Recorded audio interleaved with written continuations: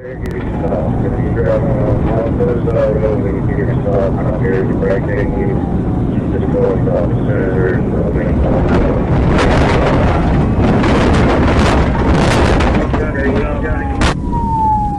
ahead and start EMS.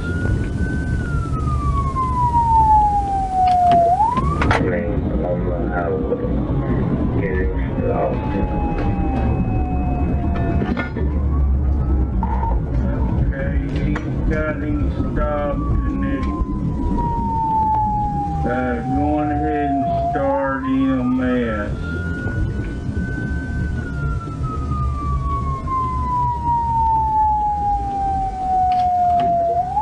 Shoulder area, they're swerving right against trucks here.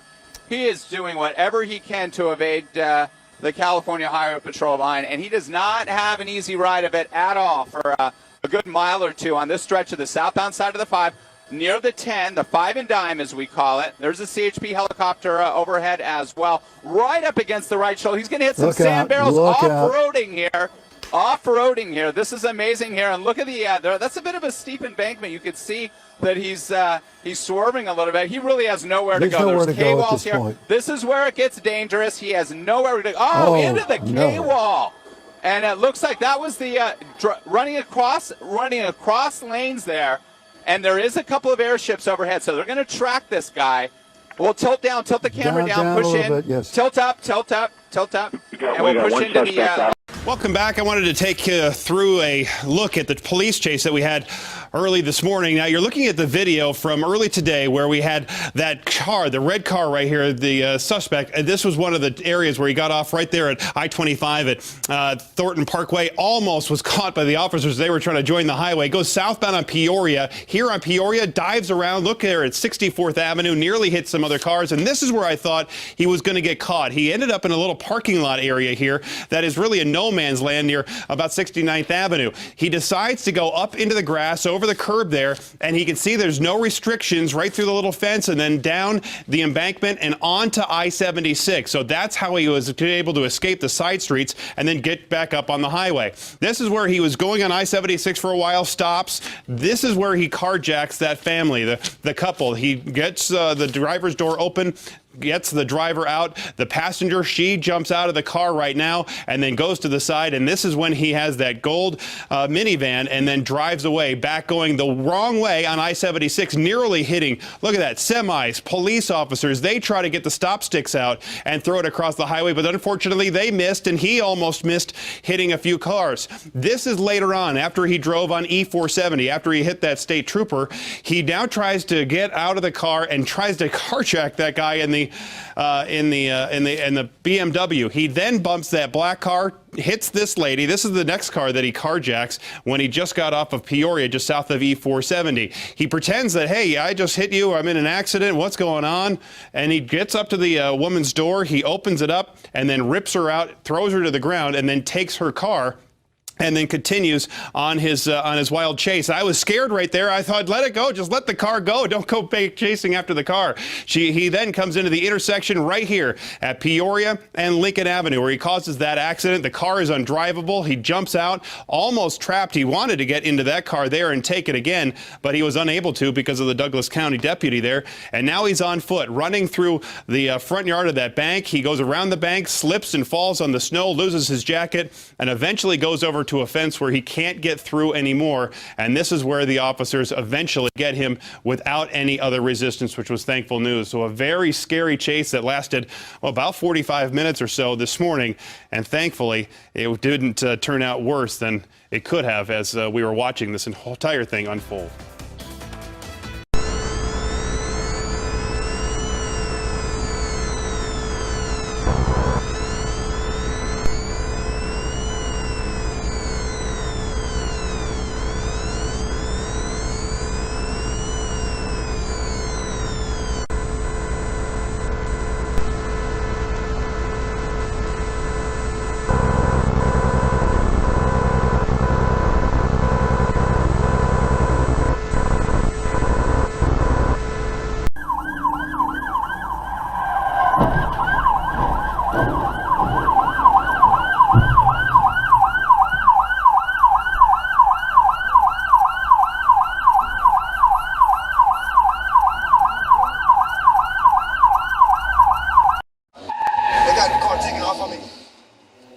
footage shows how several law enforcement agencies traced a man later identified by police as Victor Tepede across 2 counties on a weekend pursuit that involved multiple carjackings. 28-year-old Tepede was facing manslaughter charges in a Central California man's death when Pittsburgh police encountered him.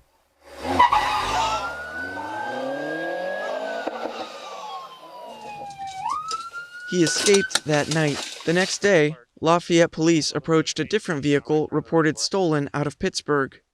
We have a white truck facing eastbound, right eye of the reservoir.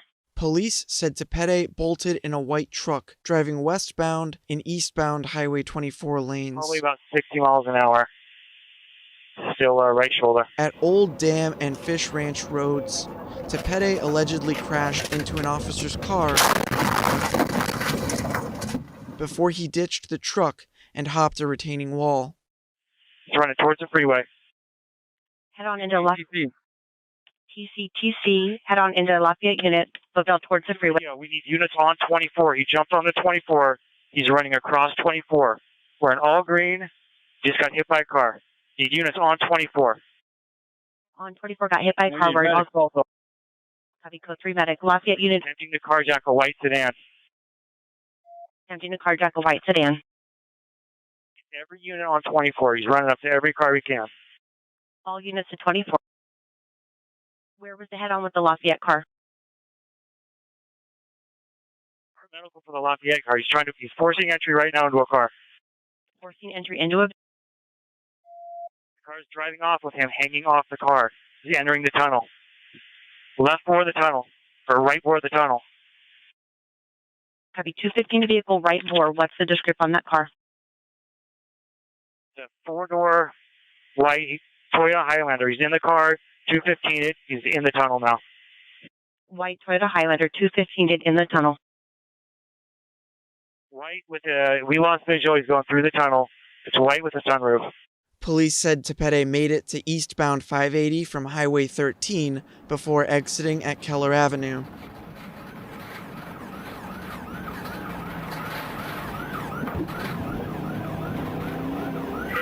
It's not working well. He exited and taking a left on Keller Avenue. Actually taking a left on Keller. Left on Mountain Boulevard for Keller. Now past the Bayard and getting back on west on 380. West on 380 from Mountain Boulevard.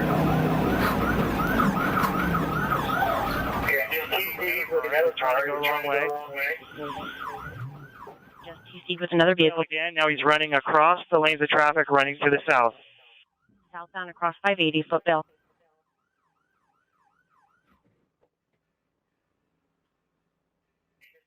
He's shedding clothes. He's running southbound up the freeway, the side of the freeway. Southbound up the side of the freeway, shedding clothes. There, police monitored him by air until a canine unit and officers on the ground closed in and took him into custody. Contact. Making contact. John 20, dog bite. Copy, dog bite. Dog contact now. Copy, good canine bite. Was there additional? He looks like he's still fighting with him. Copy, units in the physical. 41 Tom, I'm taking him into custody. He and ambulance at the end of the road where all of our patrol units are staged. Copy, taking him into custody and A firm, AMR to where the patrol vehicle. Dude in South LA, take a look. It was a very slow, bizarre chase that went on for about 2 hours until this pit maneuver you see by the LA County Sheriff's Department. This all started in Compton. The driver was wanted for possibly driving while drunk. You can see right here, he waved his arm out the window at times holding a book. Some say it could be a Bible.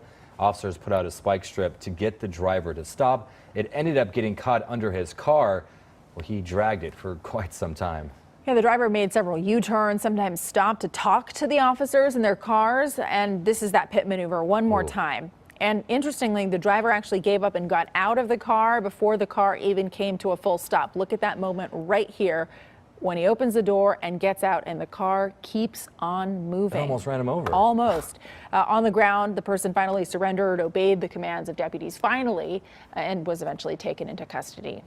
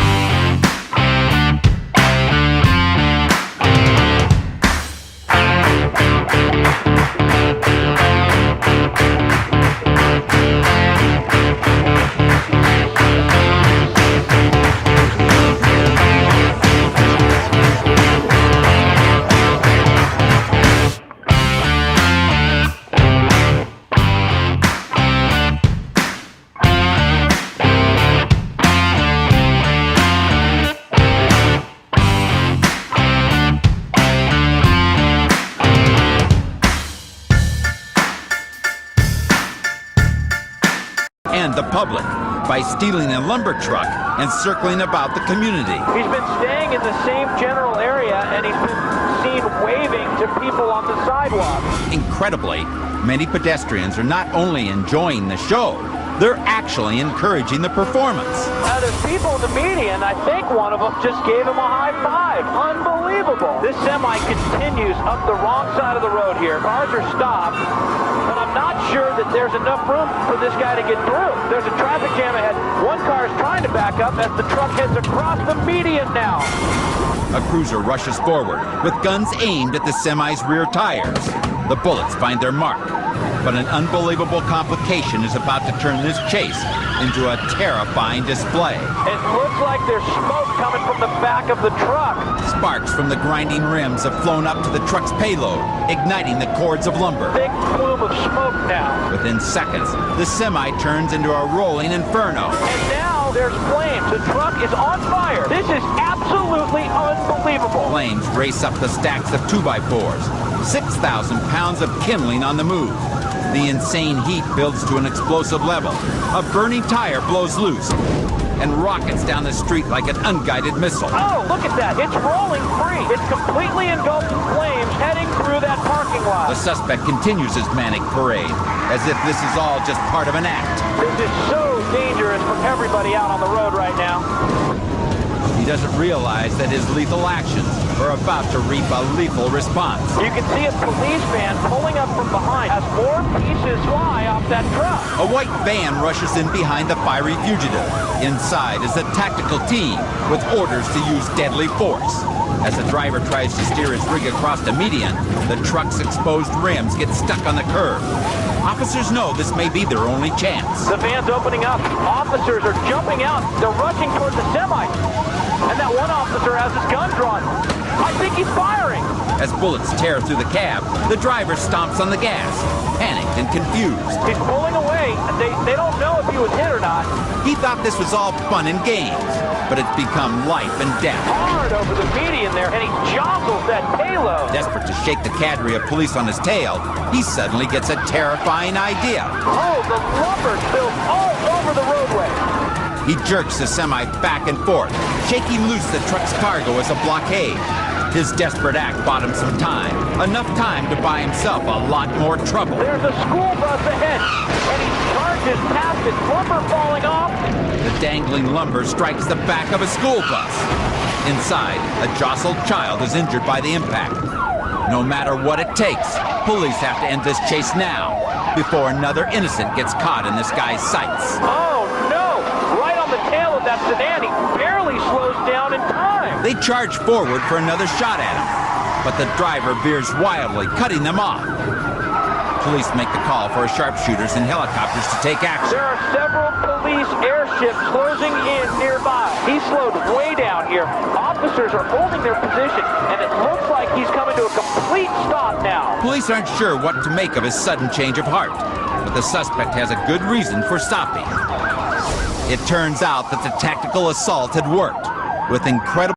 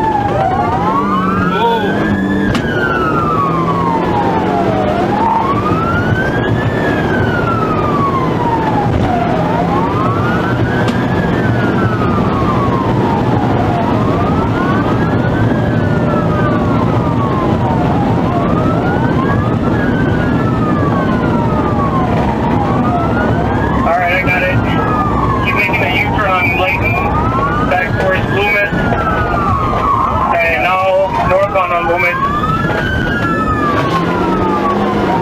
You go first. I'll follow you.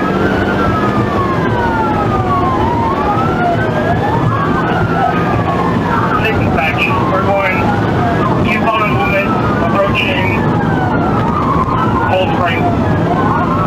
Speeds are about 75 miles per hour. Traffic is light.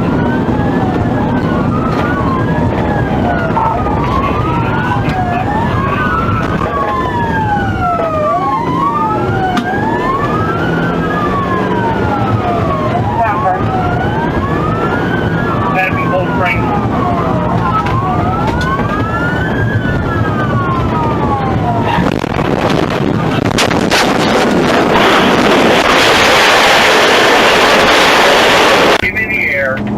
Going eastbound on Edgerton from 6-8. It's the black BMW. Tinted windows.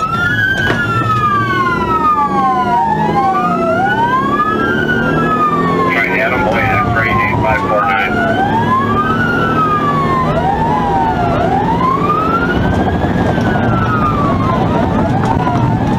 I'm with them. I got stuff to take that Loomis. We're approaching Loomis. Speeds are about 100. It's gonna go northeast Loomis, tinted windows, then hit the 6.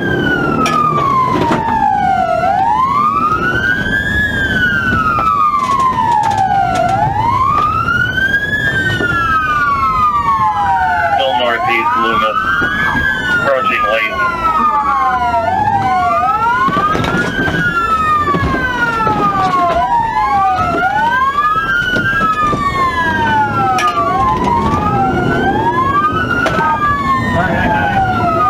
Making the U-turn on Layton, back towards Loomis. And now on Loomis. You go first. I'll follow you.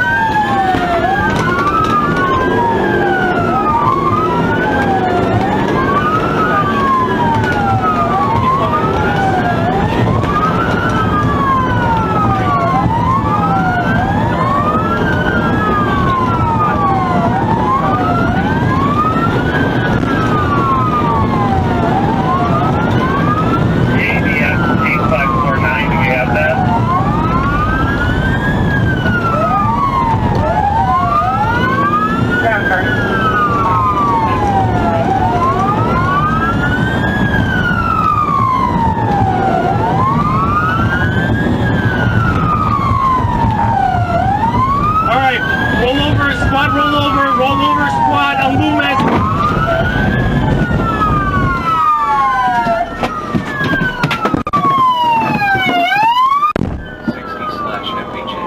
Send the fire department right away. It's gonna be in front of the blocky. It's a squad rollover 167. Send the medic! Send the medic! Go in! Roll over!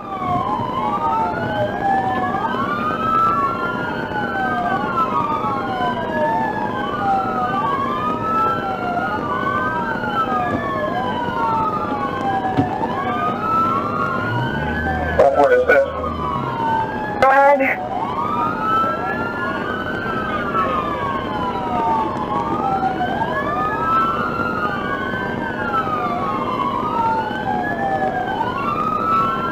Take this bench. Off the bridge.